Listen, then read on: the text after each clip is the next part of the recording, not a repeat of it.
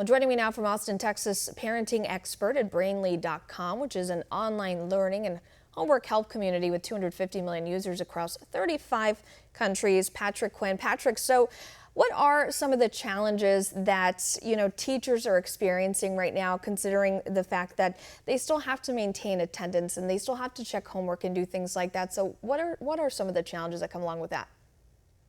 Yeah, we've actually spoken to a lot of different teachers. I'm a former educator myself. I used to teach in New York City School District.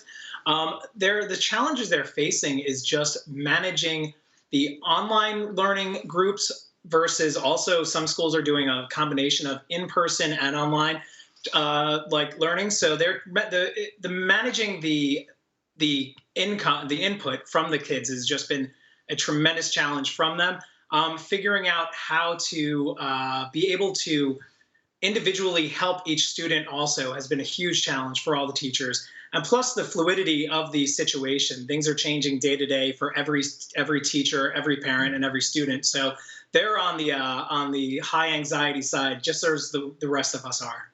Yeah, and what I'm hearing is children are still expected to meet, the certain standards and still carry on as normal, but and soak up all this information, not fall behind, all of that. But at the same time, they're also doing it a very different way that they've been doing it for most of their lives. So what sort of tools are out there that can help this transition be a little bit smoother for them? Yeah, for sure. I don't think anybody has ever really experienced what we're all trying to figure out these days. So a lot of the tools initially are just things you can do at home for your kids. Is just setting the kids up with a spot where they're going to do their learning. This has to be your command base, not learning from your bed, which my kids wanted to do. We had to put a firm no on that and just say, hey, you need to be at this table during the day. Um, One of the things also is, since the parents are working, they can't be there to do the hands-on help, is looking for online help in different groups like you can go to even just having things like dictionary.com or thesaurus.com up for the kids to help out.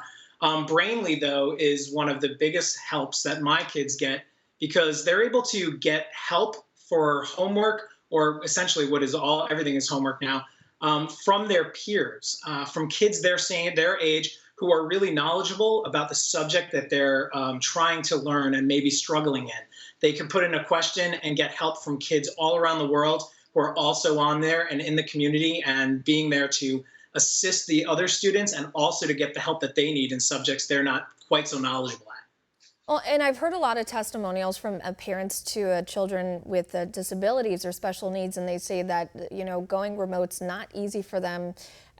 They're not the biggest fans of it. It's just not easy, and it's hard for other people to quite understand them. So, what sort of message of support? What sort of tips do you have for parents that might be going through that right now? The best tips that we can give to people is to really just communicate a lot with your school. Students who have kids in maybe learning disabled classrooms or things like that, they form a really tight community in every group that they're in. So they're going to know the resources that are out there. And if the school is communicating well, every student and parent should understand what that specific student's needs are going to be and how they're going to define what to do to address those needs. But really just staying in touch with the school, staying in touch with the administration and the teachers, and making sure that if there is any signs that they're falling behind or they're not reacting well to the new environment, that's addressed as quickly and as immediately as they can, so that they'd be able to come up with a secondary plan or maybe even a third plan that's going to address that student's needs. And let's just say that you have a child or two children perhaps that are not allowed they're not given the option of going to school in person, or not even given the choice of doing a hybrid learning. They have to do everything remotely. What should parents be doing in order to help their kids not fall behind, but at the same time also take care of things like the mental health needs? We've heard experts say how important it is for kids to go to school, not just for the learning aspect, but also for the emotional, the social skills. What about that? How do they address that? Yeah, for sure. It's funny. We with Brainly, we did a survey of about 4,500 U.S. students, and one of the big things that the kids are missing the most is gym class, which is surprising. But then when you think about it, it's really the social aspect of being out there and running around with the kids. For the parents, it's really just setting them up for success early on, making sure that the kids understand what's expected of them every single day, making sure that they understand how much work they need to get done. And just like they would if they were at school, the parents should be on top of their work also, making sure that they know that the parents understand what the teachers are assigning, so that the kids are there to be able to finish all that work. In terms of the social aspects, I know personally we've had our kids do Skype meetings with their friends, or they do, FaceTime with their cousins that have around the same age, things like that, and just trying their best to.